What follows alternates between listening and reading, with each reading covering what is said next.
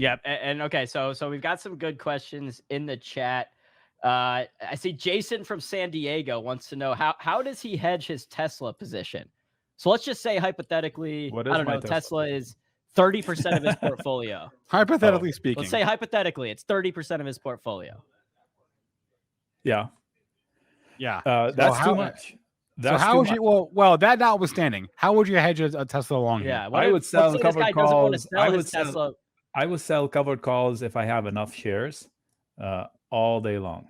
So this was the Tesla trade we did this week. Well, I charted those lines I drew ahead of time, right from around here. I said Tesla's running into resistance. It may dip a little bit, come back, fight for that level, and take off. They didn't dip. They just went up and fought for the level and then took off. So Tesla is doing exactly what it should be doing from a technical perspective. And today, by the way, good job being long Tesla from a fundamental basis. The person asking, I think it was Jason. So we were chatting it up, and I pulled up fundamentals on Ford, GM. I was sick of hearing about Ford.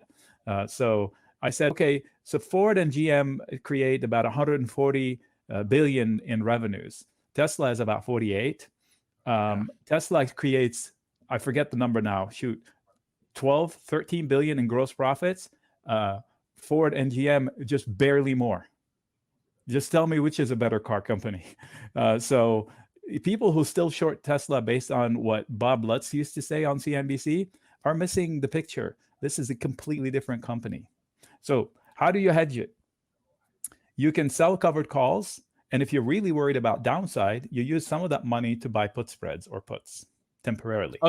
Okay, yeah, I think he said that he bought some puts but didn't do great on the puts. Well, the puts are down. So do you need, how many shares? You need 100 shares to sell one covered call? This is E-Trade practice platform. I'm not recommending it, but it's a good practice platform and it's a good demonstrator. So when does Tesla report? Probably in a couple of weeks. Probably in 3 weeks. Let me check my Benzinga Pro. If I had to guess, I'm going to throw a date out there. I'm going to guess January 23rd. I don't know. So late January. No, that's actually. That's a Sunday. I'm going to guess the 27th. 126. You're right. Late January. So I was off by day. 126. I was off by day. How'd you know, Spencer? So that doesn't leave a lot of room to sell calls without taking exposure. So what I would do is I would sell calls no later than January 22nd, or go all the way out to like April or May too. And I'll show you. We'll use January 22nd. So if I'm looking, look, I have a sold call here for some reason. This is a practice platform. I don't know why. So 58 and 50. So the straddle, meaning the market makers, based on the pricing today with 16 days to go and the VIX being where it is, they're expecting about $160, $120, $130 of move up or down. So if I'm buying a lottery ticket in Tesla, call or put, that is farther than that from current price, odds are I'm going to lose. That's the idea of getting the plus or minus expected move. So what I would need to do if I was Jason, I would sell a call above that range. Then the odds in my favor. So whatever, beep, beep, beep, beep. So what is, do the math for me. So 100, what did I say, 120. So 1,250. Yeah. So what's going on? Something's happening. 1250 would be your strike price. Okay. So 1250 would be something I would sell confidently. What? Right. Holy and so if you have 500 shares of Tesla, then you can do 5 of these contracts. 5. Yeah. So if you have 500 shares, you can do 5. I'm not sure we're trying to hedge the whole damn position here, but all right. Right. But check it out. They'll pay you $1,500 per contract if you sell the 1280 call. And that does not include earnings. So if you want, wait, can we see what's the expected move here? Just out of curiosity. 125, 130. I just gave you the number. And the expected move you can get by adding calls and puts at the same place. Right. So the straddle is your expected move. So if you assume, quote, market makers are making markets, they're selling everything to make the markets, right? So if they sell the straddle, they don't expect to lose money on purpose. So they don't expect to move bigger than the straddle. $130 in either direction. Yeah. Is that what you read somewhere? And I was asking. So yes, thereabouts. Yes. So if I do this, if I sell 1,000 to 1,260 is our expected range based on their earnings. Yeah. So if I sell this one at 13.15, I went way above 1260. If they're worried about, oh my gosh, I cannot lose my shares, and go to here, then you can still participate long, so to speak, to 13.15 plus another 11, because after that is where you stop being long, because you own shares. They'll force you to sell them here, but you collected this much. So that's your quote break even. This is a situation where there's no losing if your entry point in the stock is below. This is okay, I won't participate much further than that. And if you're a person that cannot sell their stock, do not sell covered calls. And you think you are until you get faced with it and you see this one at 50 and you go, oh my gosh, and then you get panicked and then you buy it back and you lose money on. No. If you cannot see your calls get away from you, your shares, don't do it. And by the way, you can do this if you own calls. You don't have to own shares. So if you own calls in Tesla out in time, you can sell covered calls against them now. It's called a calendar or a diagonal.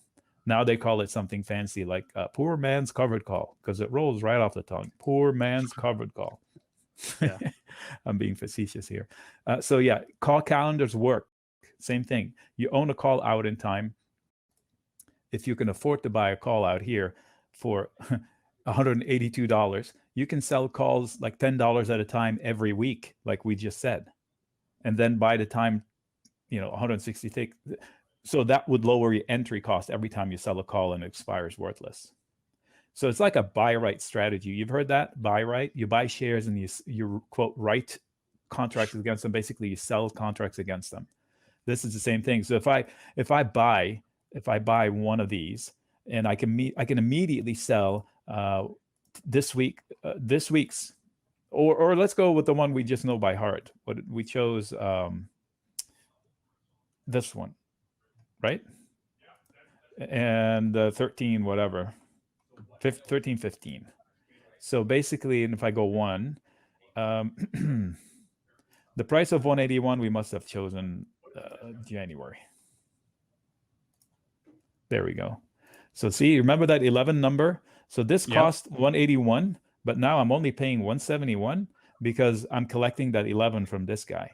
So this does not make me short Tesla. This makes me long Tesla at a discount. So what happens? If I pull the trigger, it's going to cost me 170 times 100. That's how much that thing will cost. But tomorrow, if Tesla drops a little bit, this leg loses much faster than this one. And I'll show you mathematically how that works. Look, today, Tesla is down 1.5%. These are down 6%, right? If you go to January's contract, they're down 16% because of time. Time affects these guys much faster than the one out in time that's in June. So this is a way to get long today. But hey, if tomorrow something went wrong, you're not dead, because this one is going to lose much faster than that one, and you'll be okay. You say, you know what, I'm going to close the whole thing, and then you're not damaged. So that's a diagonal, because you buy this one. If I had sold one at the same level, it would be called a call calendar. This way, it's a call diagonal.